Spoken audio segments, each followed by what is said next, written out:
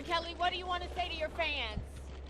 On February 22, 2019, R. Kelly was indicted on 10 counts of aggravated sexual abuse against 4 victims. 3 of those accusers were underage at the time of the alleged crimes. And Kelly has pleaded not guilty on all charges. The jail time that could go with each of those counts, 3 to 7 years, and if you add them all up, it could be up to 70 years if he is convicted, but of course his attorney saying he is innocent of all charges.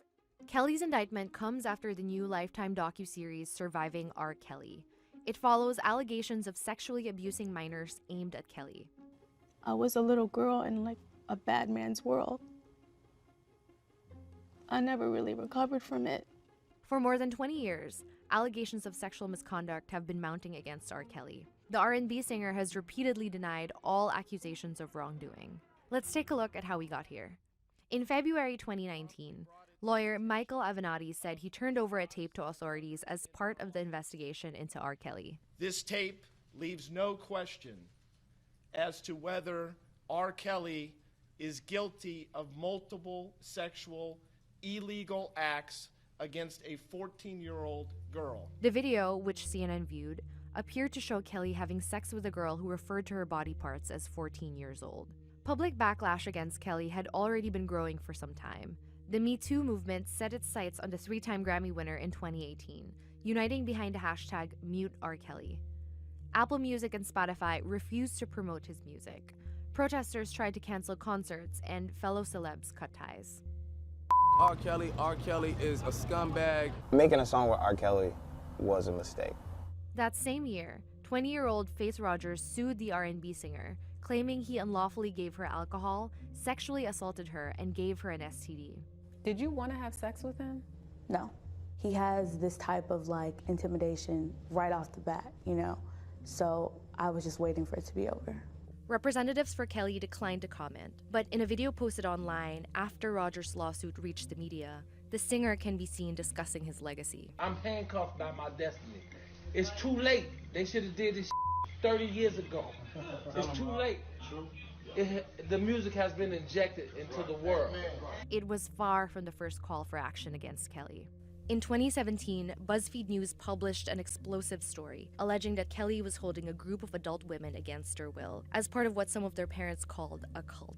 My daughter's severely brainwashed. She says anything that he asks her to say. I'm not being brainwashed or anything like that. I just want everybody to know, my parents and everybody in the world, that I am totally fine. I'm happy where I'm at and everything is okay with me. Kelly has repeatedly denied. Well, some of the British royals were at Wimbledon today in the crowd at the women's final match.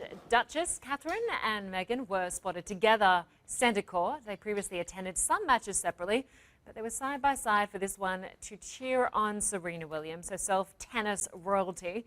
Williams is close friends with Duchess Meghan. She attended her wedding last year to Prince Harry and hosted a baby shower for the couple.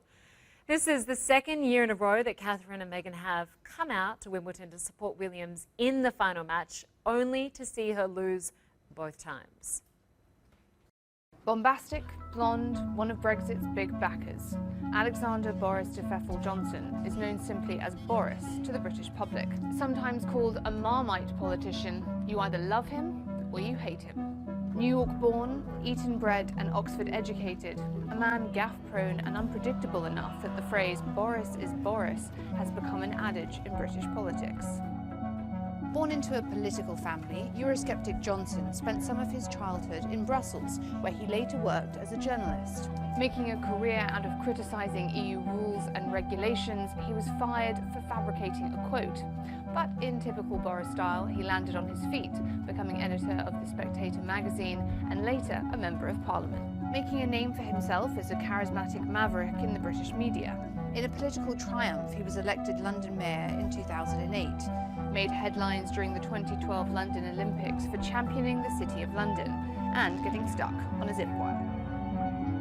Boris Johnson has been referred to as the closest thing Britain has to President Trump because of his populist tone, controversial anti-immigrant rhetoric, likening Muslim women wearing burqas to letterboxes, and cultural faux pas as Foreign Secretary when he recited colonial-era poetry in former territories of the British Empire. Donald Trump has called him a friend, and a good candidate for Prime Minister.